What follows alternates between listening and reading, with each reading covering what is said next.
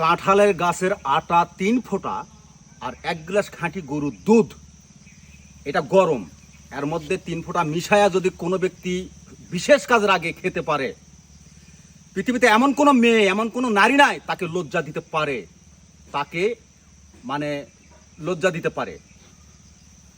তো এই 3 ফোঁটা রস বা কষ আপনি বিশেষ কাজে যাওয়ার মাত্র 2 ঘন্টা আগে 1 গ্লাস খাঁটি গরুর দুধের সঙ্গে মিশিয়ে খাবেন, তারপর দেখবেন এটার খেলা, এটার কাজ। আচ্ছা ভাই, আপনি কি খাইছেন?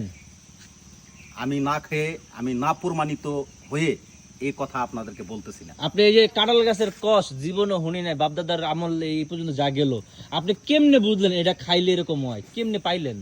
শাস্ত্র আছে কয়েকটা, একটা হচ্ছে কবিরাজি, একটা হচ্ছে আয়ুর্বেদিক, একটা হচ্ছে হোমিও, একটা আছে ইউনানি, একটা আছে আবার তান্ত্রিক শাস্ত্র।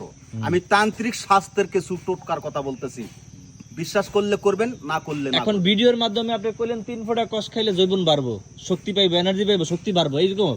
এখন বিষয় হচ্ছে এই কাঁঠাল গাছের কষকে যদি আবার যদি খাইতে যাই, যদি গলায় আটকে অন্য ওই যে মরে যায় তখন? না না না, এটা তো নিয়ম আছে। নিয়মটা কিরকম আমি তো বলছি। গরম দুধ ছাড়া খাওয়া যাবে না? না, এটা 1 ফোঁটা 1 গ্লাস গরুর, এটা তো 3 ফোঁটা খাইতে হবে, কিন্তু আমি নিয়মটা বলতেছি ভালো করে।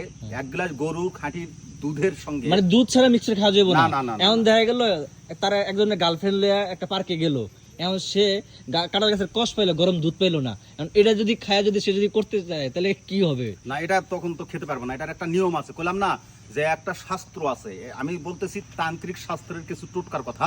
এটা অবশ্যই অবশ্যই খাঁটি গরুর দুধের সঙ্গে 1 থেকে 3 ফোঁটা ভালো করে চামচ দিয়ে মানে ওই দুধ ছাড়া কাম হইবো না? না না না, খালি দুধ খাইলে তো শক্তি হয়। খালি দুধ খাইলে শক্তি এই যে হইলে ছোটবেলায় বাপ মাই যে পোলাপাইন যে ল্যাকটোজেন খাওয়া, এটা খাওয়া, তার গরুর দুধ খাওয়া শক্তি বাড়ানোর লাগা। শক্তি বাড়বো ঠিক আছে, কিন্তু বিশেষ কাজে ঘন্টার পর ঘন্টা নিজেকে উত্তেজিত রাখবেন বা নিজেকে বীর পুরুষ কইতে চাইতেছে। হ্যাঁ, যেটা বলতেছি টাইগার পুরুষ বানিয়ে রাখতে চান, আচ্ছা ঠিক আছে ভাই। তাহলে এভাবে খাইতে